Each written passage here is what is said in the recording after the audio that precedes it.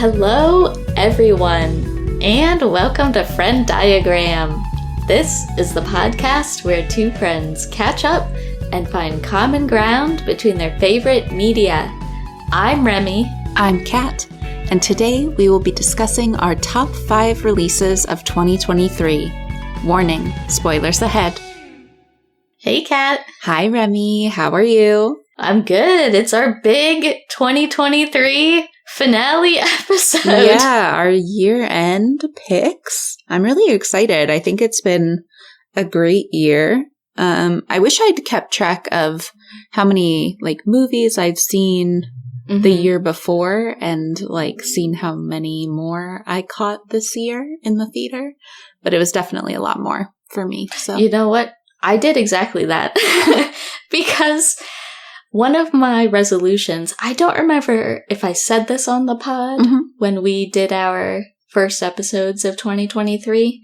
I want to say I said it on record, but at least between you and I, one of my main resolutions was to see more films in the theater because I did just a piss poor job in 2022. And there were so many films I regretted not seeing in the theater because I was not in a good headspace and didn't have the energy and couldn't make myself get there in time. And I was like, you know what? In 2023, I'm not going to give myself excuses anymore. And I was like, I'm not going to let my work keep me from doing things that I enjoy. And not only did I ditch that work, I also ditched the mentality that I was too tired to go to the movies. Yeah, that's awesome. And I saw 5 films in the theater in 2022, and thus far, I've seen 30 films in the theater in 2023. And so, I'm really pleased that I stuck to that resolution and just committed to doing the thing that I really like and enjoy. That's awesome. I absolutely love seeing films in the theater. It's one of my favorite activities of all time, and I'm very happy that I'm back in that mentality of making the time to do things that I enjoy, because what the hell else am I supposed to be doing on this planet? You know what I mean? What's our purpose? I'm trying to go to the movies, man. I just love it. Yeah, that's awesome. Do you have a resolution for the upcoming year? Oh, that's a great question. Definitely to keep it up. A tacit resolution that I made partway through the year, this year, I guess towards the tail end of the year, was that on the pod, I want to highlight more films that aren't getting as much attention. Yeah. So obviously we covered a lot of very buzzy films that were huge blockbusters this year, but I think in a week where I'm conflicted between a really buzzy film that a lot of people are talking about and another film that I equally enjoyed but is not getting a lot of attention, I'd like to spotlight those underappreciated films more often. Yeah. So that's like a mini resolution that I have in terms of the films that I speak about on the pod. Yeah. And you can always like for Talk to Me, remember we were already doing a different episode, but I wanted to do a little blurb at the beginning. Yeah. You can always mention that that's top of the list too, but you've chosen the other one. Yeah, I think that's a great resolution. I haven't really thought about, actually I have. Yeah. My resolution is to improve our social media presence and feeds and try to incorporate some different kinds of posts and try to have a little more fun with the social media side of things instead of just posting our new episode is up, because I think it'll be a lot more enjoyable if I'm actually doing some creation as well. So I think that'll be fun. Yeah, and I'm looking forward to contributing to that too. Remy's Radar. Remy's Radar. It's going to be much more heavily featured. Yeah. So keep an eye out on our social feeds. Those are linked in the show notes as well. So go check them out. I'm going to be doing lots of work on them this year. But yeah, I think that's my big pod goal. I think my resolution for the last year was to go see more movies alone, which I definitely did. That definitely was one. And one of the reasons I did start actually going to see movies by myself was because for Christmas you got me a film scene gift card, and I was like, well, I've got to go, I guess. Yeah. That was the intent. Yeah. So that was awesome. Oh, and I did start logging my films on Letterboxd, which obviously makes it much easier to keep track of what I've seen. Yeah. Which I love. I love just looking at spreadsheets and information. Yeah. Cataloged across time. And I just recently, this weekend, passed 1,000 logged films on Letterboxd. That's amazing. I was really happy about that. Yeah, that's awesome. Yeah, the zone of interest was number 1,000. Wow. Yeah, did you like that? Is it going to be on your list? Should I?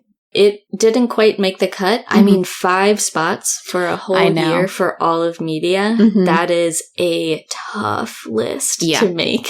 I vacillated, up until minutes ago. Oh, really? Wow. I'm definitely going to be posting my top 12 films of the year on Letterboxd, which gives me a little bit more breathing room. But the top 5 is really, really tough. And the zone of interest is down in the HMs. It just got kicked to 13th place, I would say, on the overall list. Yeah. Which is, hopefully you can appreciate this film. This year has been so good in film that even 13th is a huge accomplishment, because there's just been so many major filmmakers with tremendous work this year, and a lot of really great newcomers. And 2023 was just an immaculate film year, and that is definitely reflected in my top 5 list, not just because film was the major media that I was taking in this year, but also because a lot of things in mediums like television and books took a backseat in my media experience this year. And I don't know, last year there was just so many new and interesting TV series available, and this year there was a lot of giants sunsetting, but not a lot of new and exciting entries into that space. So my top 5 list is definitely reflective of that shift in that media that I'm consuming. Cool. Well, do you want to kick us off with the first one? Sure. I was going to ask you, did you have a hard time making your list? Actually, it was a little bit easier for me because I just started jotting down a month ago, all of the things that I've been liking. And then I went back this week and I sorted them into my favorites. So I already had a beginning list to kind of work from. And I tried to get a little bit of everything that I've been consuming a lot of. So there are a couple of films on there, but then I tried to grab a book and a podcast too that are top of my list as well, because I've been doing a lot of reading and a lot of podcast listening. So yeah, I feel like you've definitely been more evenly distributed this year, and I've been more film focused. Yeah. I'm still even debating my number 5 pick at this moment. Oh, no. It's so hard to choose. I'm stuck between 2 different films that are really, really similarly weighted for me. I'm fine if you want to tie them. I think I do want to do a tie, if that's acceptable. That's acceptable. It's Barbenheimer. That would be convenient. Tied for my number 5 spot are the films Eileen, directed by William Oldroyd, and May December, directed by Todd Haynes. These are 2 films that I just saw in theaters in the past month, and absolutely loved them. They are... I guess I'll talk about them one at a time. That makes more sense. I talked about Eileen at length on a recent episode. You and me and our mutual friend all went to go see it together. Yeah. And I absolutely loved it for its bleak, oppressive atmosphere and psychosexual themes and killer performances by Thomasin McKenzie, Anne Hathaway, and Shea Wiggum. And I think it's a perfect winter viewing movie. Oh, because yeah, for sure. It's very bleak and cold and wintry, but also claustrophobic psychologically. Mm-hmm. And I loved everything that was going on and how much you questioned what allegiances you should be having throughout the film. Yeah. And I loved William Oldroyd's ability to trust the audience to make their own decisions about the internal lives of the people that you were seeing. Mm-hmm. So I loved Eileen. I think everyone should definitely check it out, especially if you like thrillers. And more people should be talking about it, and it rules. It was really good. That's one of my HMs as well. So awesome. Eileen was really great. Absolutely loved Eileen, but I also absolutely loved May December, like I said, which is a film by Todd Haynes, starring Natalie Portman, Julianne Moore, and Charles Melton. And this got lots of conversation because it came to Netflix very soon after its short theatrical run, and so many people were able to view it at once. And what I loved about May December is that it's also quite psychologically layered and nuanced. And the basic plot of the film is that Natalie Portman is playing an actress who has come to observe a couple played by Julianne Moore and Charles Melton who were involved in a 90s tabloid era scandal where Julianne Moore's character started dating Charles Melton's character when he was just in like 7th grade and she was an adult. And you're watching Natalie Portman observe this marriage and try to get to the motivations underneath Julianne Moore's character about how she rationalizes her actions and this relationship and the fact that the relationship is still going 20 years later. And this she doesn't interrogate the relationship, but even just the gentle prodding from a creative representation approach is enough to jolt people into asking more questions than they normally might on a day-to-day basis. And watching the way each of these 3 main characters processes the uncovering of information is very fascinating. All 3 performances are excellent, but I think Charles Melton is rightly so getting a ton of attention for his performance in the movie. I think he does a phenomenal job, and I feel so deeply for his character and so compassionately for his character. And he takes such care to portray that character with nuance and integrity while still having a very obvious vulnerability and obvious room for growth. And if I had to sum it up, what I loved the most about May December is that it just gave me so much to think about in terms of how Todd Haynes chose to represent the tip of the iceberg of each character's emotional world, because they clearly are deep wells of emotion and psychological conundrums and just a mixture of repression or regression or arrested development, depending on which character you're talking about. And I just thought the direction was so deft in the clues you're getting along the way to uncovering like what psychological processes are roiling under the surface of these characters. And that gave me a lot to think about after, but also just gave me a great appreciation for the directorial choices that were contained in the film. And it was great. It was just so refreshing to have an adult drama that had a lot to dig into, but was very entertaining moment to moment. Definitely more than a handful of laughs, but still serious subject matter that's treated with maturity. And so that's why I couldn't give up May December on my list. So they're tied for 5. Yeah, I haven't gotten to see that yet, but I do want to. It's been on my list, so. My number 5 slot is Charlotte Le Bon's Falcon Lake. and it is a coming-of-age story between these two French-Canadian teens that meet while their families are staying on the same lake. And it is an absolutely stunning film. The Canadian lake that they're on and the countryside is just beautiful, and I want to go stay there.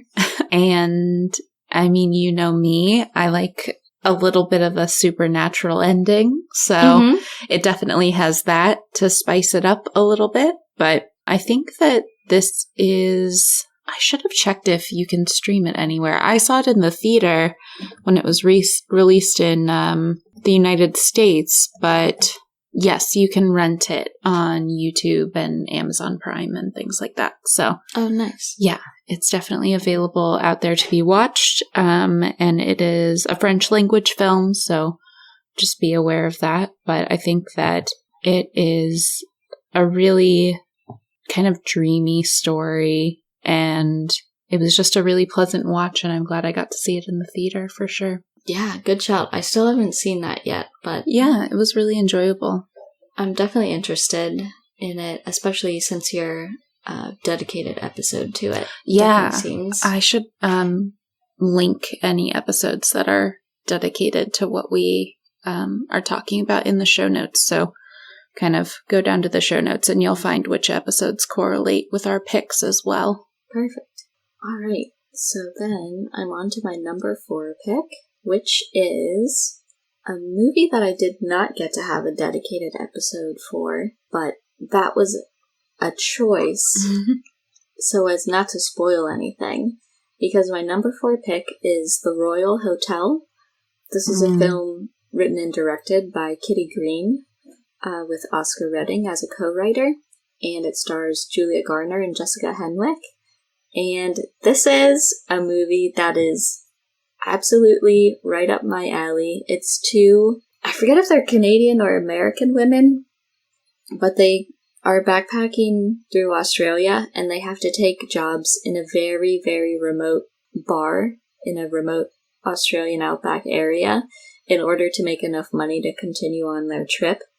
And so they get jobs in a kind of like rough and tumble mining town bar and have a lot of different experiences with the local characters therein that verge on dangerous and exciting and thrilling and somewhere all in between, not knowing what the outcome will be of any given interaction.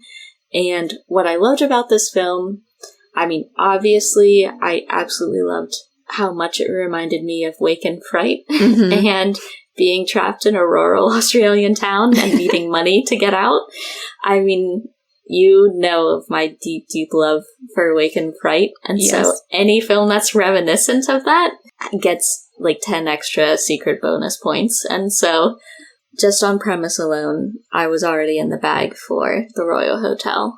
But I think Kitty Green is a fantastic director and clearly has a lot to say about women's experiences in the world. So having this film tackle kind of similar plot, but from a female perspective, was definitely refreshing. And I just thought the characters were fascinating, and there was a lot of points in the story where you asked yourself, like, who would I side with here? Who would I root for? Who would I be acting like in this situation? And what would I do? And it was exciting end to end and just a great watch that I would love if it got more attention, because I think a lot of people would enjoy this film. And I think Kitty Green is definitely a director to watch, and she has a lot of talent. So yeah, if it becomes more widely available, please check out The Royal Hotel. Yeah, I'm sure that's got to be coming up soon, because it's been a couple of months since that was released, so. Yeah, also, who distributed that? If it was, I'm like thinking Neon. Because if it was Neon, then it should be coming to Hulu very soon. Because they have an exclusive deal with Neon. Yeah. it's distributed in North America through Neon. So, yeah, keep your eyes peeled on Hulu then for the Royal Hotel to become available. Perfect. My number 4 pick is the podcast Rattled and Shook, which I brought up on our first Scripts and Scraps episode.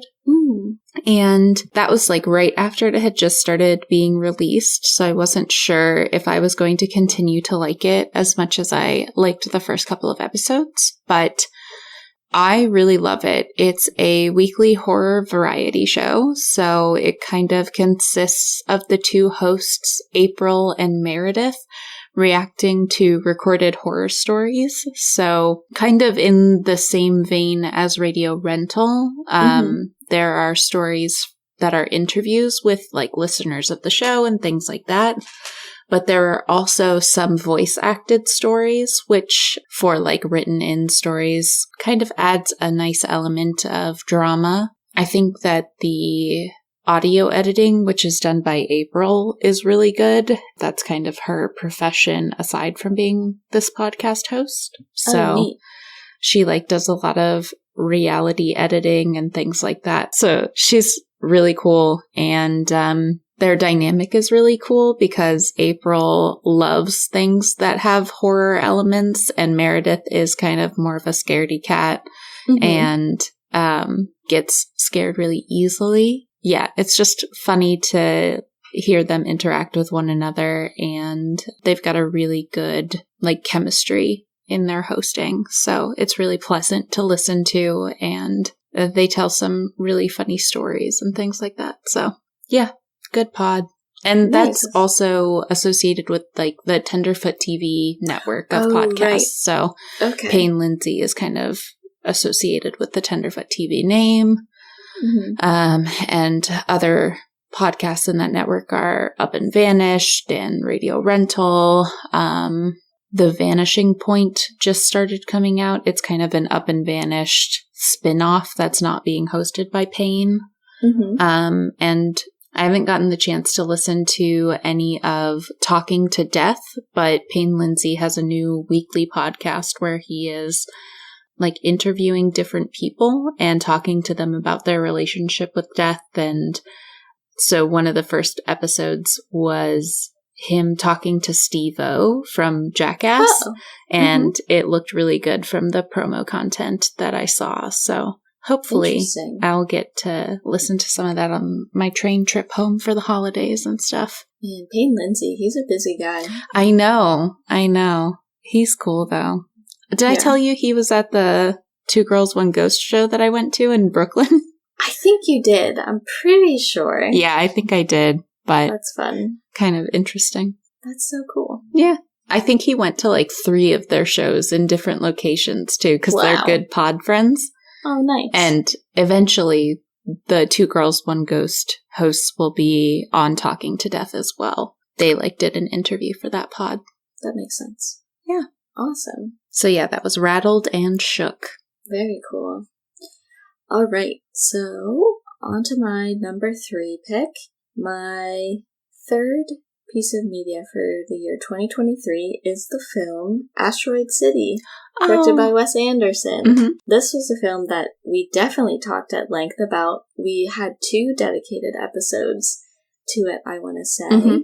With our special guest. Yeah, one of them with our special guest, Jonathan R. Lack, and another one where I just got to monologue about it.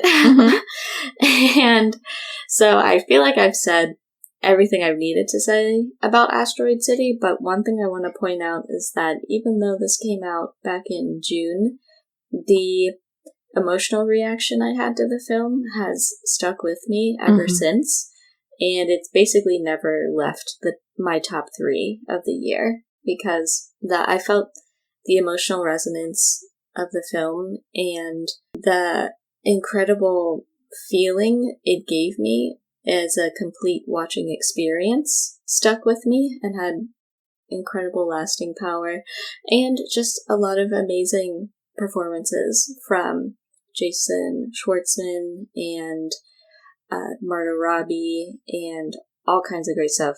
Tom Hanks. I mean, very much expected from all of the amazing people that routinely work with Wes Anderson. Jeffrey Wright, he's another one. But it's just really took me by surprise and was delighted by it and just have such fond feelings toward that movie, and I'm excited to watch it again. It just came to Amazon Prime. Yeah. So I'm looking forward to rewatching that many times to come and just letting all of the detail and the intricacies of the filmmaking wash over me, and a lot of the deeply emotional scenes wash over me, especially the balcony scene, which you know I love. And I actually just rewatched that again the other day, and I noticed for the first time that both Jason Schwartzman and Margot Robbie are smoking in that scene, and I was like, oh, it just makes it even better. Yeah, I love that scene. That's a great scene. Yeah. So yeah, Asteroid City. Perfect. Yeah. Loved it. Great film. My number 3 is Emily Henry's Happy Place, which is a novel that was released this year. Everyone knows that we on FrennDiagram love Emily Henry, and Remy turned me on to Emily Henry's previous works, and I devoured them, and then Happy Place came out like the next week, and I was like, let's just keep the train going. And yeah, it was just a really wonderful book. It was a book that I got other people hooked on. Some of my friends read this book at my recommendation, and I think it really captures what a lot of late-stage graduate students can feel in academia. So much, yeah. Even though the main character is a medical resident, I think her struggle with her career was really salient for a lot of us, and I really loved the message of it being okay to change your mind, and it being okay to do something for you and not just what you think other people want you to do. So I loved that. It was a really solid novel. It's not necessarily, I think we talked about this in our episode discussing it, but it's not necessarily her best romance, I don't think. Agreed. But I found the characters really compelling for their own individual reasons, and really loved both of the leads and the friend group as well. So it was almost as much about like a found family as it was about the romance, you know? Yeah, and I think it was just another great demonstration of Emily Henry's ability to capture issues that are at the forefront for people our age, and particularly women our age. She just knows exactly what I'm thinking about a lot of the time. Like, I read that book as I was changing careers in a very similar fashion to the main character in that book. And it's just nice having someone out there producing art that speaks to the specific problems that people our age are facing. Yeah. So I highly recommend Happy Place by Emily Henry. Awesome. All right. My number 2 pick, this is a great one because I just saw it for the first time today, but I think it's going to be my happy place cinematically for many years to come. It's The Taste of Things. Directed by An Hung Tran, and this is the French language 2023 film that just absolutely blew me away.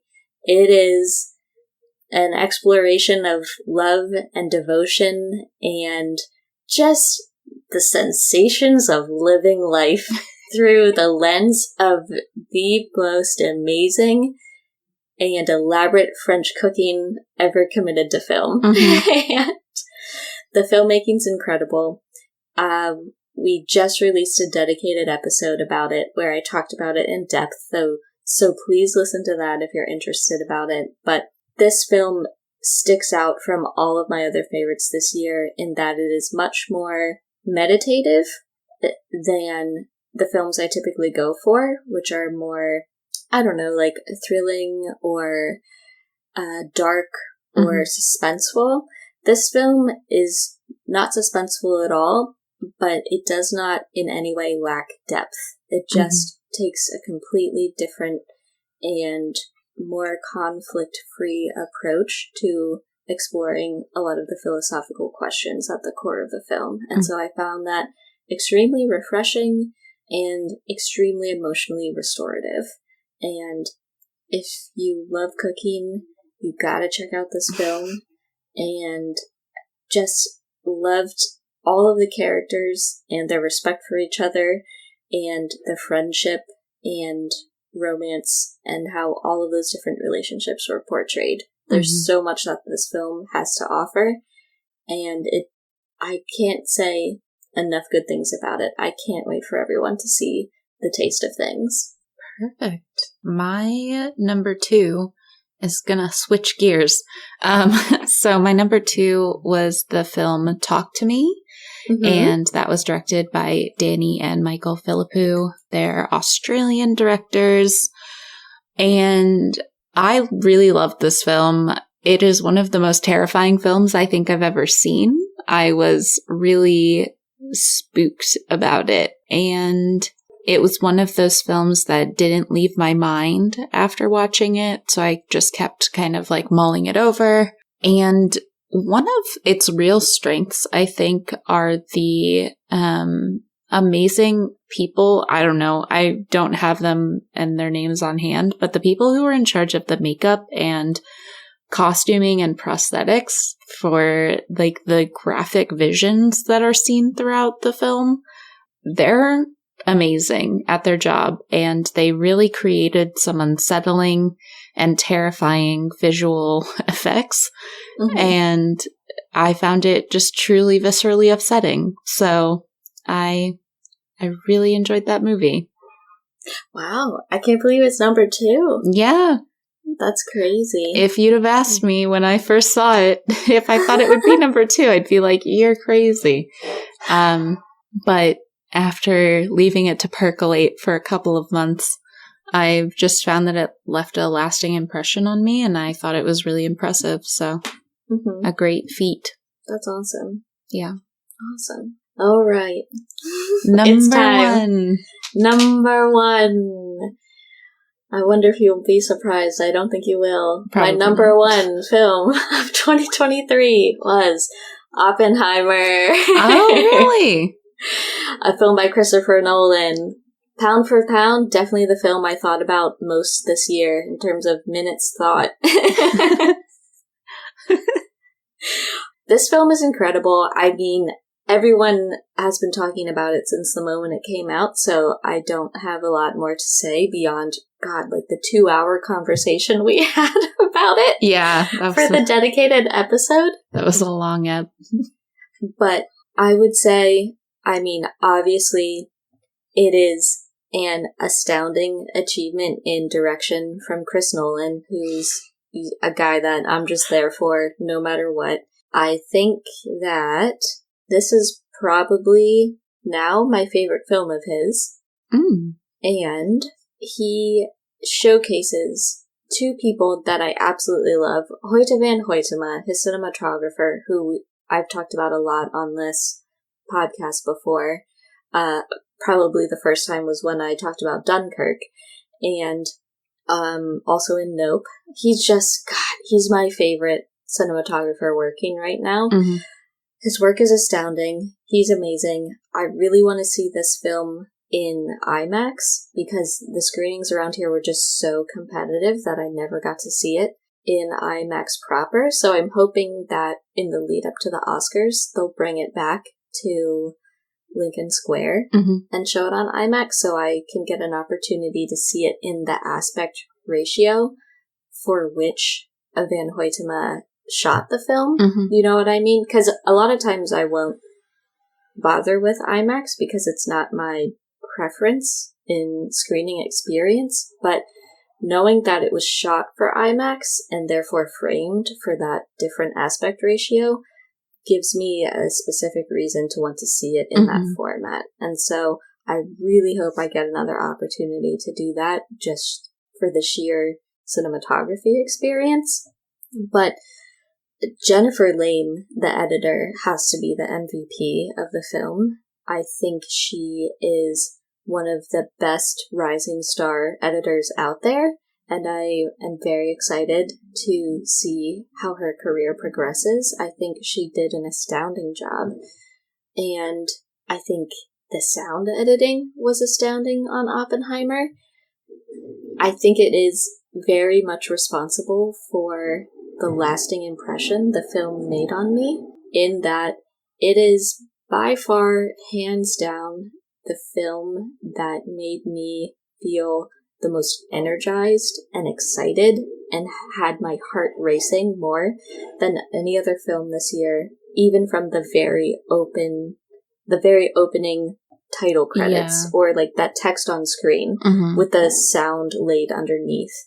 I feel like I can lift 10 cars when I watch Oppenheimer.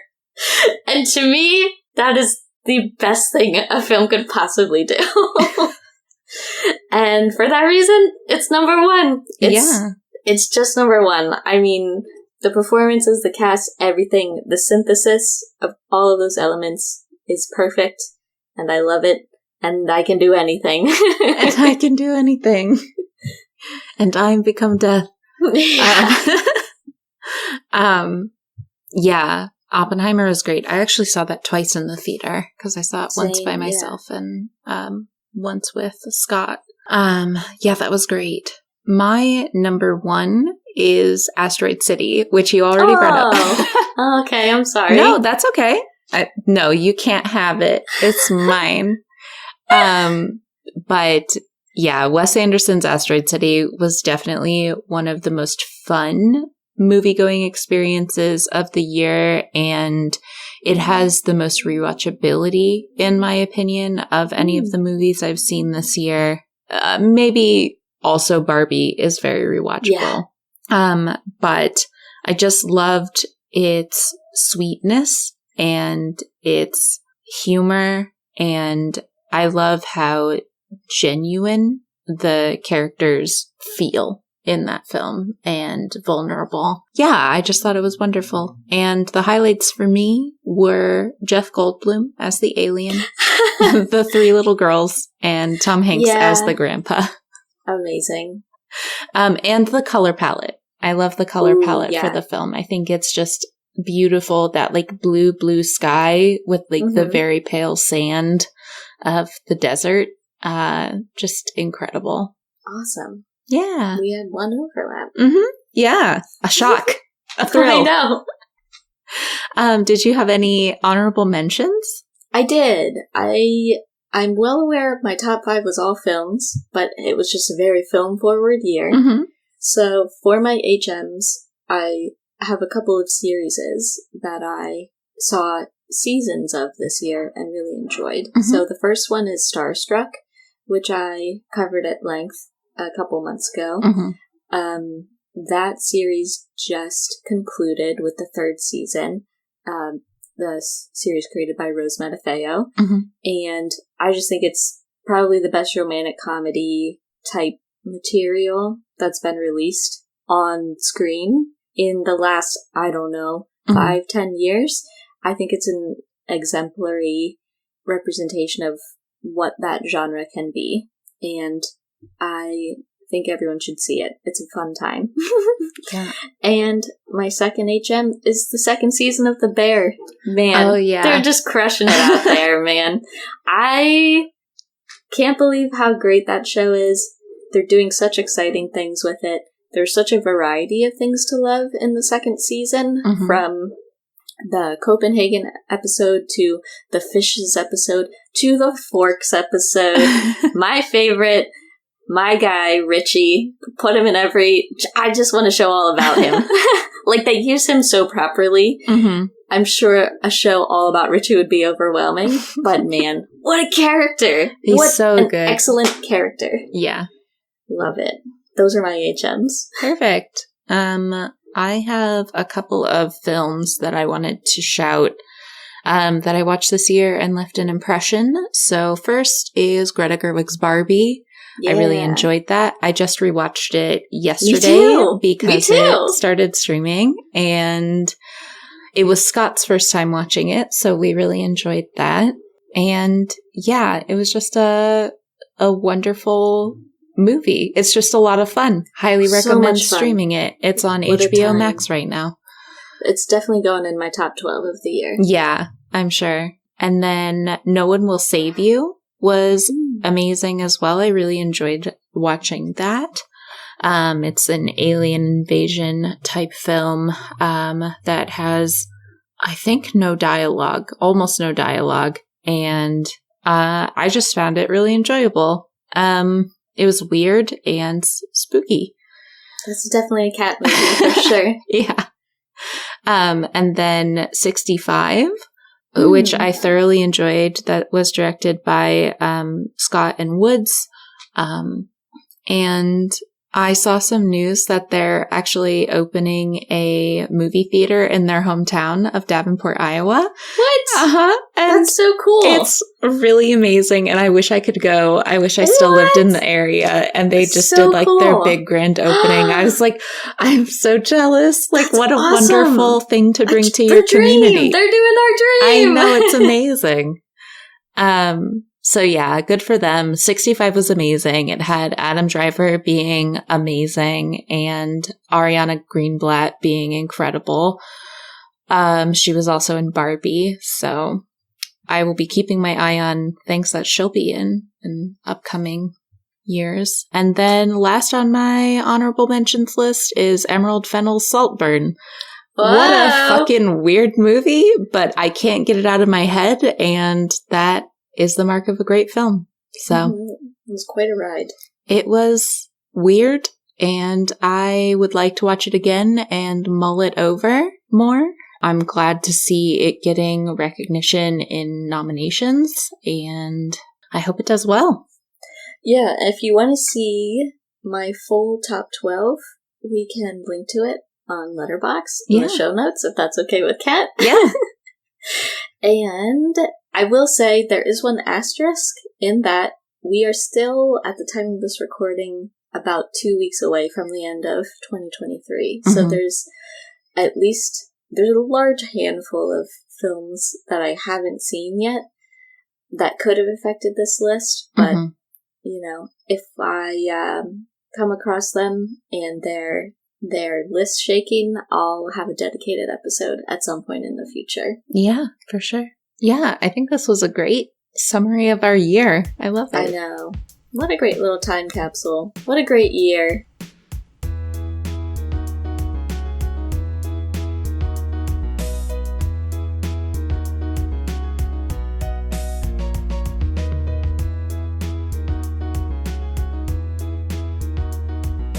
Thanks for joining us this week on FrennDiagram. Thank you to Tyler Seek for the creation of our intro and outro music. Did you take any of our recommendations?